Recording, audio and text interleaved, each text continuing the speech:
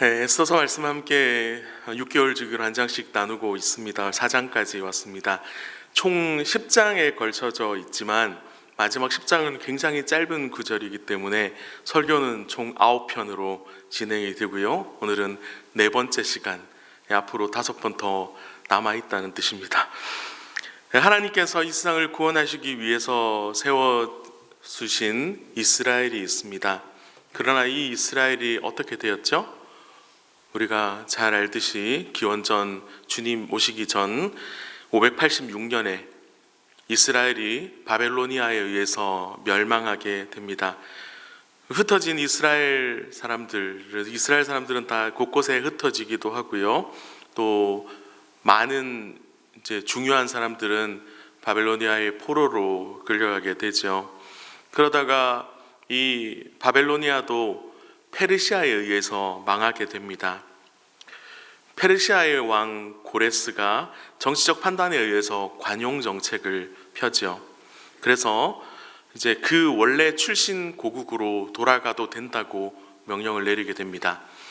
1차 기한으로 스룹바벨과 예수아가 이스라엘 고국 땅으로 돌아와서 성전 건축을 시작하게 되고, 이때 학개 스가랴 선지자가 독려하게 되죠. 80년 뒤에는 2차 귀환이 있습니다. 2차 귀환에는 그 유명한 에스라가 귀환을 해서 율법 교육을 하게 됩니다.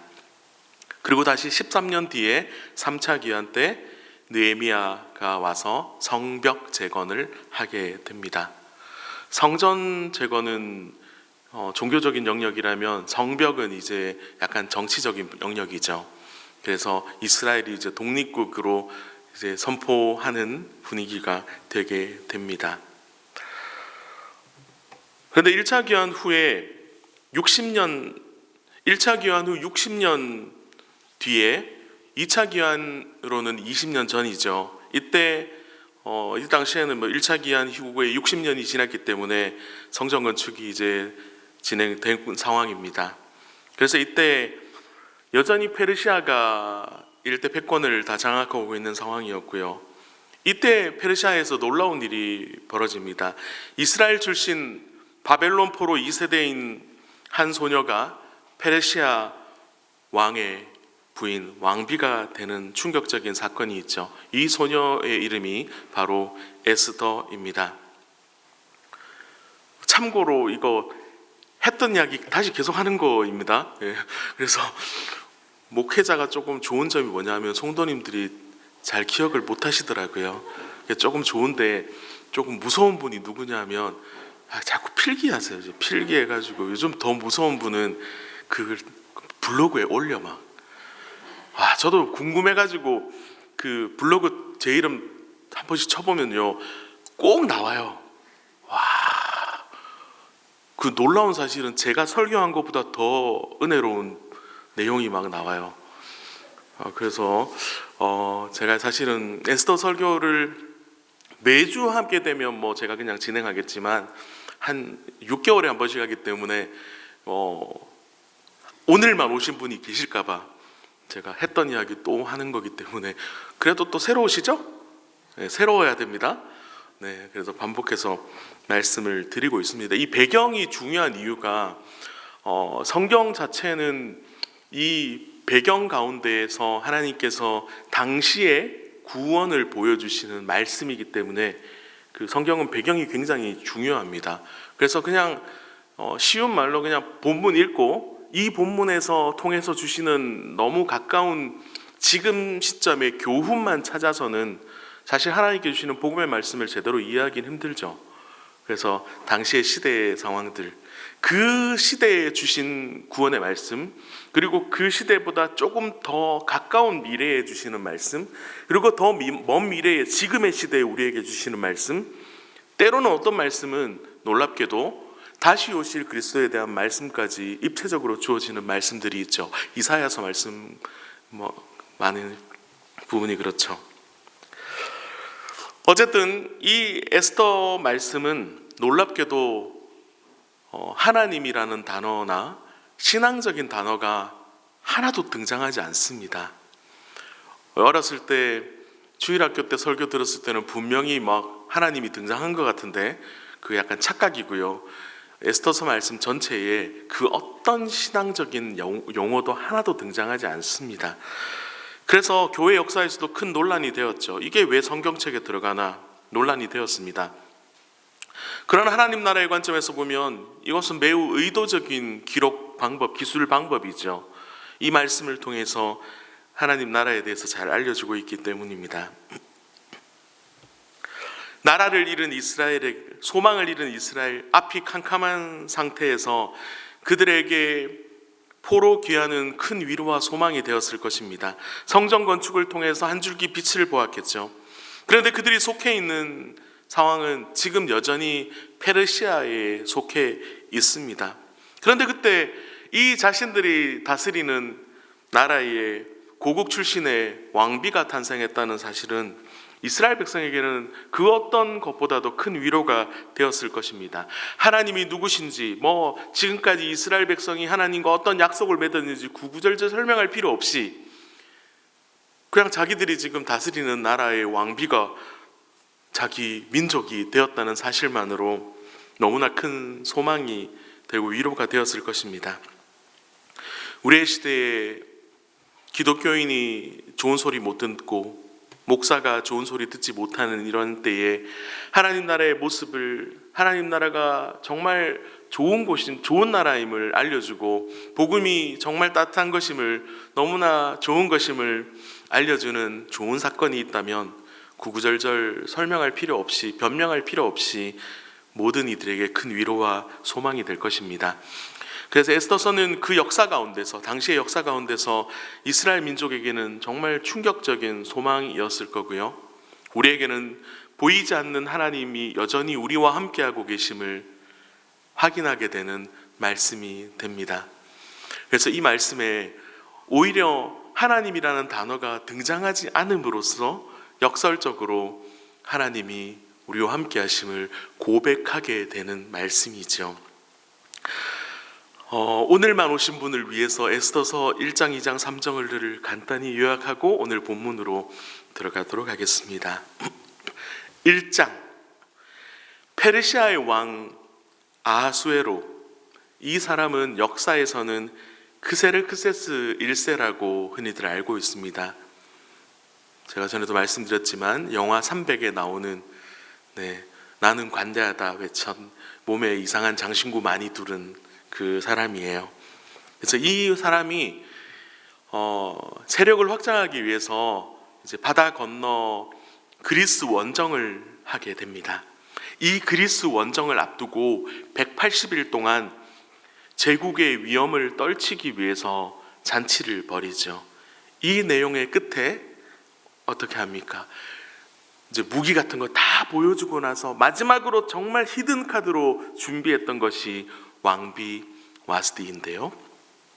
와스디가 어쩐 일인지 거절해 버립니다. 그래서 그 왕비를 폐위시키는 장면이 에스더 1장입니다. 우리가 사는 세상도 이처럼 돈과 성공이 전부인 것처럼 이것을 자랑하고 떠벌리는 것이 좋은 것처럼 보입니다. 그러나 그 화려한 세상 나라 뒤에는 역사를 주관하시는 진짜 왕 하나님이 계시다는 사실을 우리는 기억해야 합니다. 에스더 2장에서는 이제 시간이 흘러서 그리스 원정을 다녀옵니다. 우리가 역사에서 잘 알다시피 그리스 원정에서 대실패하죠. 스파르타의 300용사 등으로 이제 패배하게 되고 결국 새로운 왕비를, 시간이 흘러서 또 새로운 왕비를 선발하게 됩니다. 이때 유대인 소녀, 아마도 아버지를 따라와서 태어났거나 이런 2세 같은데 에스더가 선택하게 되게 됩니다. 그녀의 부모 대신 부모의 역할을 했던 사촌 오빠이자 보호자였던 모르드게가 반역을 고변하여 공을 세우는 장면이 2장에 등장을 합니다. 이 말씀을 통해서 우리가 지금 처해 있는 모든 상황들, 가정의 상황들, 직장의 상황들, 이 위치에 있는 모든 것들이 결코 우연이 아니라 하나님께서 미래의 위기를 대비해서 미리 배치해 두신 하나님의 섭리라는 사실을 살펴보았습니다. 그리고 3장에서는 에스더가 왕비가 된 지 5년이 지난 후에 하만이라는 사람이 페르시아의 2인자가 됩니다. 이 사람이 왕까지도 조정을 해서 자기가 나라를 좀 쥐락펴락하기 시작합니다. 그래서 모든 사람이 이 사람 앞에 무릎을 꿇고 절을 합니다. 마치 왕처럼 절을 하죠. 그런데 이때 에스더의 사촌 오빠인 모르드게가 거절을 합니다. 오늘 성경에는 그 이유는 밝히지 않아요. 그러나 우리는 추측할 수 있죠. 아마도 신앙적인 이유가 있지 않았을까라는 생각을 합니다. 이 일로 하만이 분노하여서 모든 유대인들을 멸절시키기로 작정을 합니다. 그리고 이 하만이라는 사람이 얼마나 못됐는지 왕에게 어마어마한 뇌물을 바치고 교묘한 거짓말을 해서 허락을 받고 날짜까지도 정해버립니다. 이제 11달 뒤에는 모든 이스라엘 사람들, 유대인들은 다 죽게 생겼습니다. 이 말씀이 에스더 3장이에요. 에스더 3장 지난번에 설교를 통해서 이 구도가 하만 대 모르드게의 단순한 구조가 아니라 바로 아말렉과 이스라엘, 더 나아가서는 하나님 나라와 세상 나라의 대립이고 대결임을 살펴보았습니다. 이렇게 복습하면 벌써 오늘 설교 절반 끝. 너무 쉽게 하죠. 3장 말씀을 통해서 세상은 교회를, 성도를 가만히 두려워하지 않고 끊임없이 괴롭히고 힘들게 합니다. 그런 가운데서 성도들은 선택의 기로에 서게 되죠. 세상을 선택하고 좀 편안하게 살 것인가? 아니면 조금 힘들더라도 하나님 나라의 방법을 택할 것인가? 이런 선택의 기로에 서게 됩니다.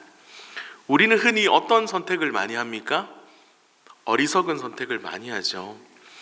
당장 눈앞에 하나님이 보이지 않으니까, 당장 눈앞에 하나님 나라의 아름다운 것들 상상도 되지 않으니까 그냥 세상의 방법, 세상에 좋다는 것, 당장의 성공을 선택하게 마련입니다.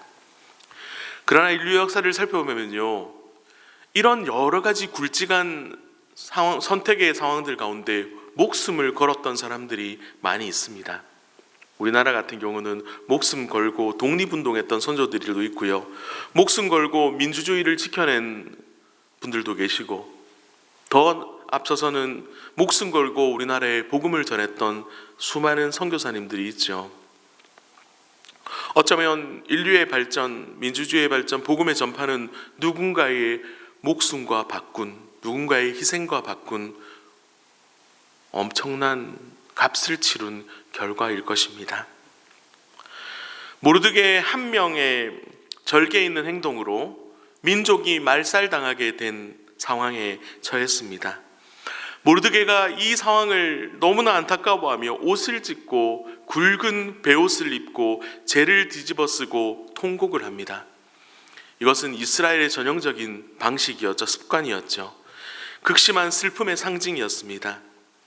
편한 옷을 벗어버리고 오히려 당시에 매우 거친 옷, 굵은 베옷이라고 번역은 됐지만 사실은 거의 가죽의 껍질에 가까운 모습이에요. 그래서 당시에는 염소나 낙타 털옷으로 대충 짠 거친 옷이었을 것입니다. 검은색 같은 거. 이걸 입고 우리가 하나님께 버림받았다는 사실을 보여주고 편하게 하려고 하지 않습니다. 스스로의 몸을 학대하기도 하고 고행을 겪기도 하고요. 괴로워합니다. 그 가운데서 하나님의 위로를, 불쌍히 여기심을 간구하는 습관이죠. 한편으로는 아마도 이 행동은 약간의 퍼포먼스가 있었을 것입니다. 왜 그럴까요? 지금 이제 사촌 동생인 에스더가 왕궁에 들어가니까 보기가 힘든 거예요. 그래서 아무리 보호자 역할을 했던 사촌 오빠이라 할지라도 보기가 힘든 거죠. 그래서 이 소식이, 이 이스라엘이 처한 상황들이 에스더에게 전해지게끔 한 것 같습니다. 그래서 모르드게가 이런 절박한 심정으로 통곡을 하며 에스더가 이 장면을 보기를 좀 원했을 것입니다. 그러나 쉽게 다가갈 수 없죠. 이제는 유대인들이 같이 행동을 합니다. 마치 그 촛불 시위처럼 점점 확산되고 있어요. 에스더도 이 소식을 들어서 알게 됩니다. 당연히 알겠죠. 이게 소문이 얼마나 빠릅니까? 그래서 그 왕궁까지도 이스라엘 사람들이, 유대인들이 죄를 뒤집어 쓰고 거친 옷을 입고 사람들이 통곡하며 울더라, 성경에 기록되지 않은 기도하더라, 이런 이야기가 분명히 들렸을 것입니다. 그런데 에스더는 어떤 결정을 하죠? 에스더는 갈아입을 옷을 보냅니다. 분명히 에스더는 악의는 없었을 거예요. 그저 뭐라도 돕고 싶은 심정이었을 것입니다. 세상과 단절된 왕궁은 안전하고 풍요롭죠. 우리는 종종 세상의 문제나 교회의 위기 앞에서 눈을 감을 때가 있습니다. 그래서 교회 안에만 머물러 있을 경우에는 교회 밖의 상황들을 잘 모를 때가 있습니다. 어떤 사람들은 늘 자기는 은혜롭고 평안하고 너무 행복하대요. 저도 그렇게 많이 만나거든요, 분들을. 보면 너무 은혜로워요. 맨날 보면 매일 교회 가셔서 기도하시고 보니까 이야기 들어보니까 또 부럽더라고요. 그 남편이 돈 많이 벌어 와가지고 돈 벌 필요도 없고 걱정도 안 되고 하나님이 복을 주셔가지고 너무 좋대요. 너무 부럽더라고요. 그래서 평안하대요. 애들도 다 공부도 잘하고 학교도 잘 가고 너무 평안하대요. 하나님이 자기들 집에 복을 주셔가지고 너무 좋대요.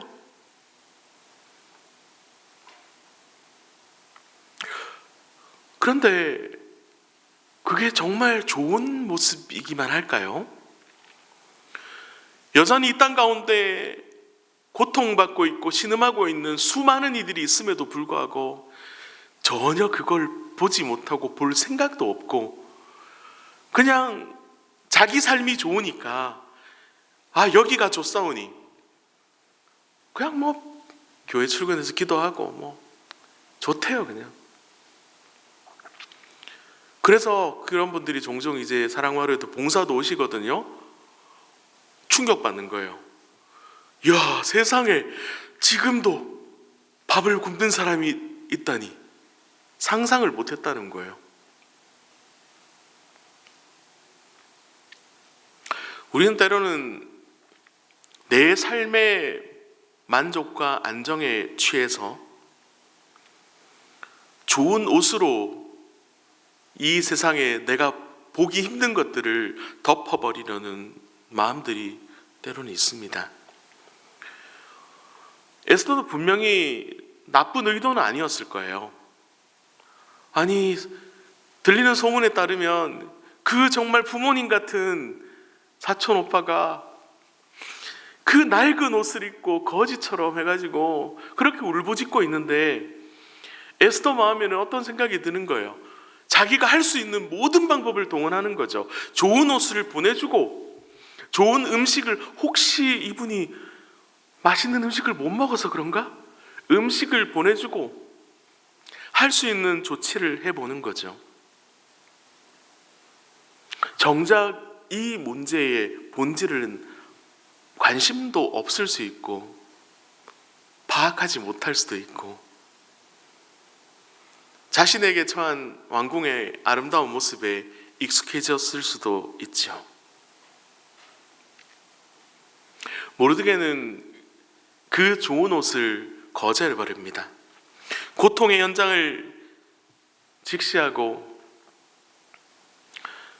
정면 승부하고 이 문제를 본질을 해결하는 것이 진정한 회복이기 때문이죠. 우리의 신앙이 교회 안에서만 머물러 있어서는 안 됩니다. 교회 안에서 교회 밖을 볼 수 있어야 되고, 교회 밖의 시선으로 교회 안을 볼 수 있어야 됩니다.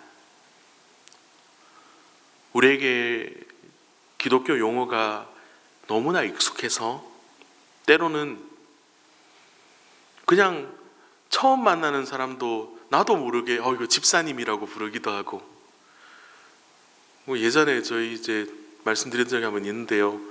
그 사랑마루에 옛날에 봉사하셨던 80대 할머니 70대 그때는 할머니 한 분 계셨는데 독실한 불교 신자거든요.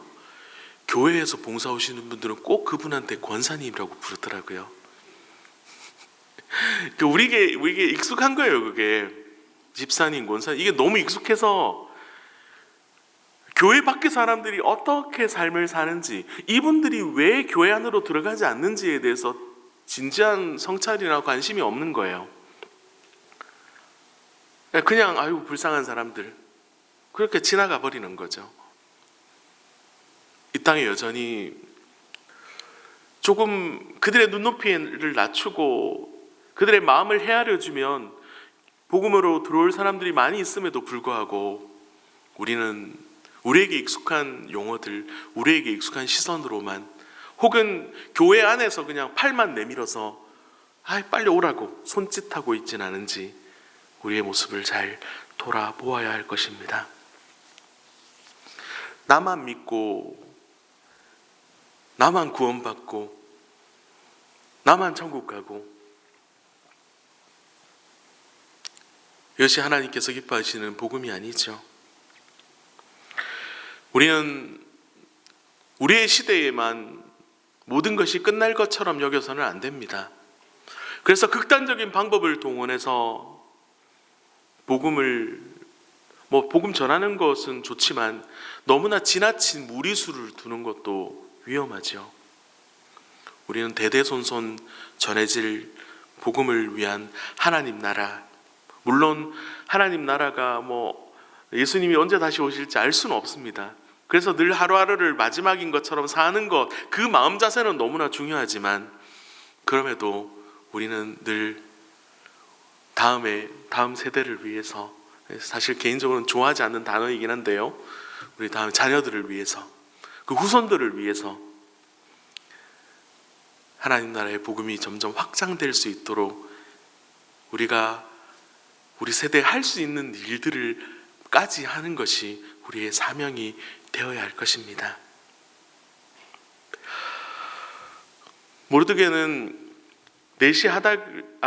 에스더는 넷이 하닥을 시켜서 이유를 확인하라고 하고요, 모르드게가 결국 상황을 알려주게 됩니다. 에스더에게 이제 소식을 전할 수 있게 돼요. 에스더에게 간절히 요청합니다. 왕에게 나아가서 이 처한 사실을 알리고, 왕이 지금 속고 있다는 사실을 알리고 민족을 구해달라고 간청하게 됩니다. 그런데 에스더가 이번에는 뭐라고 대답할까요?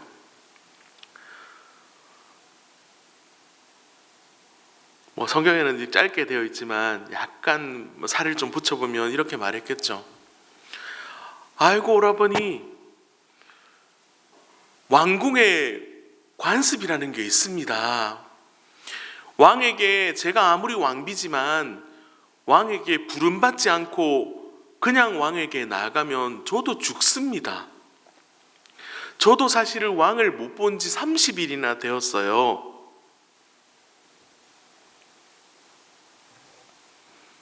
한 발 빼게 됩니다. 분명히 에스더는 이 상황들을 다 들었음에도 불구하고 한 발 빼고 생각을 하고 있습니다. 모르드게는 단호하게 이야기합니다. 비록 지금은 왕비이지만 모르드게는 선지자처럼 이야기하고 있습니다. 그를 향해서 그냥 단호하게 이야기하고 있습니다. 왕궁에서 혼자 살라고 생각하지 마라. 네가 잠잠하면 유대인은 다른 방법으로도 구원받을 것이다. 너와 내 아버지 집은 망할 수도 있다. 엄중하게 경고합니다. 네가 왕후가 된 것이 이때를 위함이 아니겠느냐. 한 발도 물러서지 않고 단호하게 이야기를 하고 있습니다. 우리에게 주어진 세상에 여러 좋은 것들이 있죠. 세상의 지위, 돈, 명예가 우리를 지켜줄 것 같지만 지켜주지 못하죠. 그것을 얻은 것이 결코 무엇 때문이었을까요?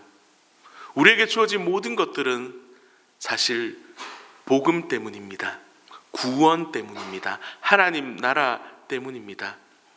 모르드게는 에스더 본문에는 이런 기독교적인 성경적인 하나님 이런 말이 전혀 나오지 않지만 모르드게의 말은 굉장히 신앙적이죠. 네가 모른 척하면 하나님께서는 다른 방법을 통해서라도 분명히 유대인들을 구원하실 거야. 이게 우리 조상에게 주어진, 아브라함부터 주어진 하나님의 약속이기 때문이야 라고 분명히 이야기를 하고 있습니다. 마태복음 3장 9절 말씀에는 이러한 내용을 이 말씀으로 정리합니다. 속으로 아브라함이 우리 조상이라고 생각하지 말라. 내가 너희에게 이르노니 하나님이 능히 이 돌들로도 아브라함의 자손이 되게 하시리라. 누가복음 19장 40절 말씀에는 대답하여 이르시되 내가 너희에게 말하노니 만일 이 사람들이 침묵하면 돌들이 소리 지르리라 하시니라. 하나님의 구원은 어떤 식으로든 진행될 것입니다. 혹자는 너무나 극단적인 표현을 하죠. 교회는 망했다. 기독교는 이제 망했다. 그렇지만 그 말은 일부분은 참고할 수 있겠지만 틀린 말이죠. 시대가 험악해지고 복음이 설 자리를 잃어가는 시대 가운데서도 여전히 하나님 나라는 확장되고 있고 하나님은 살아계시고 여전히 구원의 일들을 진행하고 계십니다. 중요한 것은 우리가 여전히 그 일에 쓰임받는 거죠. 여전히 하나님 나라의 확장에 쓰임받는 것이 중요합니다. 쓰임받지 못하는 그리스도인은 너무나 슬픈 사람이죠. 과연 여기까지 이 세게 이야기한 말까지 듣고 에스더는 어떤 결정을 할까요? 1단계에서는 아이고 옷 갈아입으라고 옷 보내주고 2단계에서는 왕궁의 법도를 이야기하고 물러섰던 에스더가 모르드게가 전해주는 복음의 말씀을 듣고 하나님의 말씀을 듣고 분명히 이것은 이 시대의 설교와도 같았을 것입니다. 우리는 설교를 통해서 구원을 받게 됩니다. 그리고 성례를 통해서 이 말씀을 확증하게 되죠. 에스더는 이 모르드게를 통해서 하나님의 말씀을 듣게 되었습니다. 이 복음의 말씀, 오실 그리스도를 믿는 믿음으로 구약 사람들은 구원받았는데요. 오실 그리스도에 대한 구원의 말씀을 들은 것이 분명합니다. 그래서 드디어 오늘 말씀의 뒷부분에 에스더가 결정을 하게 됩니다.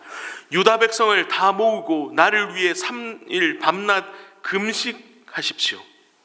나도 금식하고 규례를 어기더라도 왕에게 나아가겠습니다. 혹시 일로 죽게 되면 죽을 것입니다.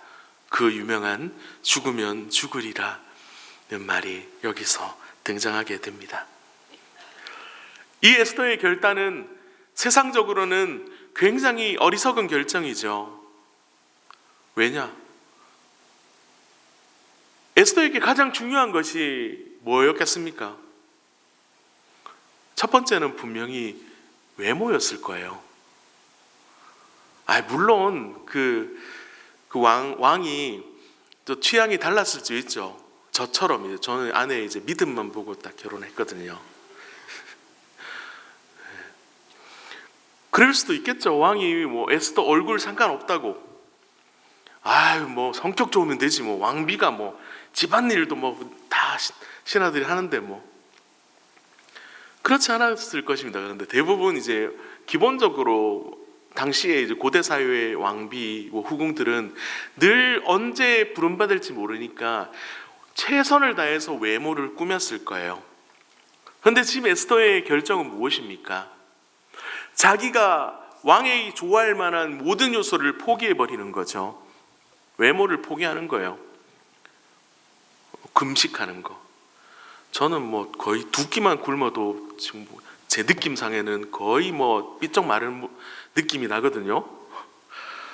그 세 끼까지 못 굶겠더라고요. 도저히 이제 금식기도 절대 하지 않는데, 저는 이제 밥 든든히 먹고 배심으로 과식 기도를 많이 하는데요. 이 분명히 이 에스더는 달랐을 거란 말이죠. 미모를 포기하고요, 3일 밤낮을 금식하고 굶고 치장도 필요 없고 그냥 담대하게 하나님을 믿는 믿음으로만 왕 앞에 서서 지금 할 말이 자기 민족을 살려달라는 요청을 하게 됩니다. 모르드게가 결국 나서서 그대로 행합니다. 백성들을 다 모으고 유대인들을 다 집합시켜서 이 왕비의 이야기를 전하고 3일 금식하게 되고, 모르드게의 이 행동도 사실은 목숨을 건 행동이죠. 이러다가 하만의 눈에 띄면 그냥 끝납니다. 하루 만에. 에스더의 결단도 마찬가지로 목숨을 건 결단이죠. 모든 백성들이 애통해하는 모습 또한 비장한 이 행동 또한 위험한 행동입니다. 집단 행동이잖아요. 페르시아 입장에서는 자신들의 여러 소수 민족들이 이런 행동을 하는 것을 굉장히 싫어할 겁니다. 그런데 이런 목숨 건 행동을 집단적으로 하고 있죠. 모든 성경은 예수 그리스도의 복음 이야기입니다. 구약은 오실 그리스도를 통해 구원받았죠. 믿음으로 구원받았죠. 그래서 먼저는 우리를 위해서 죽음의 길을 가신 예수님을 이 말씀을 통해서도 생각해 보아야 하겠습니다. 예수님 당시에 사람들의 기대는 무엇이었습니까? 왕으로 오신 메시아가 힘으로 해결할 것이다, 이렇게 믿었죠. 그러나 예수님은 어떤 길을 가셨습니까? 그 세상이 원하는 길을 가지 않고 죽음의 길을 가셨죠. 십자가 형벌을 짊어지셨죠. 심지어 같은 유대인들의 핍박을 받았습니다. 잡히시기 전날 밤 완전한 인간이신 예수님은 간절히 기도하십니다.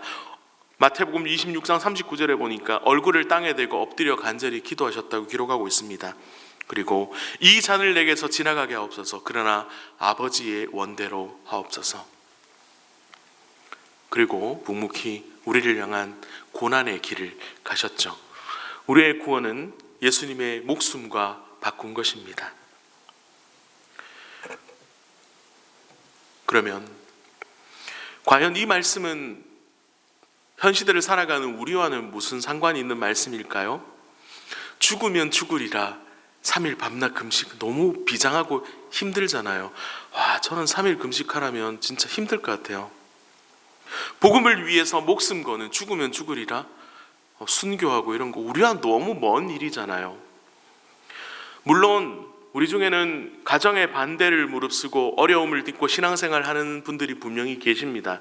여전히 정말 힘들게 신앙생활 하는, 외국에도 보면 목숨 걸고 신앙생활하는 저 북한에도 있고, 제가 5년간 사역해도 중국에도 있고 많이 있습니다. 그러나 우리는 대부분 그렇지는 않을 것입니다. 그러면 이 시대 가운데 우리는 어떻게 적용할 수 있을까요? 이제 세 가지 적용을 하고 마치고자 합니다. 첫 번째, 나의 왕궁은 어디인가? 라는 질문입니다. 내 삶의 안정, 편리함, 익숙함에 취해서 그 자체가 나쁘지 않습니다. 하나님이 주시는 복은요, 굉장히 총체적인 복이라서 이 땅 가운데 주어지는 복도 분명히 있습니다. 그 무시하면 안 되거든요. 하나님이 물질의 복을 주시는 것도 당연히 인정해야 됩니다. 받아들여야 돼요. 그래서 이 땅 가운데 좋은 것들을 취하는 것도 너무 좋은 것입니다. 그러나 때로는 복음을 위해서 그 자리를 박차고 나서야 될 때가 있습니다. 때로는 안전하지 못해도, 때로는 이런 선택 때문에 힘들어도 그 안전한 자리를 박차고 나갈 때가 분명히 있습니다. 고생을 선택해야 될 때가 있다는 거죠. 혹시나 나도 여전히 나만의 왕궁에 앉아서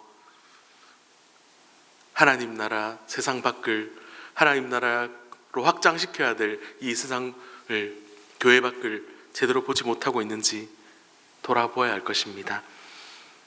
그래서 우리는 이 결정 때문에 내가 고생하게 된다면 고생하리라. 하나님 나라를 위해서라면 내가 이 나만의 왕궁을 박차고 나가리라. 그리스도인으로 살기를 결단해야 할 것입니다. 두 번째는 나에게 과연 그러면 이때는 언제일까요? 에스더는 지금 나라를 구하는 일을 하고 있죠. 이 정도 일이 아니어도 괜찮습니다. 이스라엘은 하나님 나라의 그림자이죠. 이스라엘을 위한 일은 곧 하나님 나라를 위한 일입니다. 우리가 살아가는 일상의 소소한 모든 것들이 사실은 하나님 나라 복음을 위한 삶이죠. 결국 우리는 이 땅 가운데서 그 숨쉬고 살아가는 모든 것들이 하나님 나라 백성답게 사는 것이 우리의 사명입니다. 우리의 사명이 거창한 데 있지 않습니다. 그냥 정말 길을 가더라도 단순하게 하더라도 하나님 나라를 위해 사는 거죠. 일상의 소소한 일들 가운데 손해보면 손해보리라. 오해받으면 오해받으리라. 그 일이 하나님 때문이라면, 복음 때문이라면 내가 감당하리라. 이런 결단이 있어야겠죠. 마지막 세 번째는 그럼 무엇을 해야 할까요? 에스더는 오늘 성경에 기도라고 말하지 않지만 분명히 이 이면에는 기도의 요청이 있었을 것입니다. 함께 모여서 기도하는 거죠. 금식하고 물리적인 금식도 좋겠지만 중요한 일을 멈추는 것을 의미하죠. 지금 당장 이 금식에 여러 가지 의미가 있겠죠. 이 하는 일은요, 먹는 것을, 나에게 가장 중요한 것을 멈춤으로써 하나님께 오롯이 집중하는 것을 의미하죠. 전적으로 하나님께 맡기는 결단이죠. 그래서 너무 거창하게 중요하지 않아도 지금 당장 내가 급히 해야 될 일을 잠깐 멈추더라도 하나님의 뜻을 구하는 기도가 우리에게 있기를 소망합니다. 우리는 세상 나라를 살고 있는 하나님 나라의 에스더들입니다. 우리의 작은 기도가 하나님 나라를 살립니다. 하나님 나라를 확장시켜 나갑니다. 오늘 또 공교롭게도 남자는 지금 저밖에 없어요. 다 에스더. 네, 오늘의 우리가 지금 이곳에서 소모아 드리는 기도가 거창한 내용이 아니어도 괜찮습니다. 그것이 나의 작은 결단 변화가 하나님 나라의 확장이라면 그것을 통해 하나님은 우리를 사용하실 것입니다. 이 시간의 말씀을 생각하면서 한번 기도했으면 좋겠습니다. 하나님, 나도 결단하게 하옵소서. 비상하고 큰 결단 아니더라도 내가 이제는 나의 안락함만을 위한 삶이 아니라 때로는 희생하고 고생하고 힘들더라도 있는 힘껏 마음을 다해 나에게 할 수 있는 주어진 만큼 최선을 다해 하나님 영광 위해서 하루하루 살고 말하고 행동하고 도전하고 그렇게 살게 하옵소서. 우리 하나님께 여러 또 기도의 제목들을 가지고 또 기도하시다가 돌아가시겠습니다.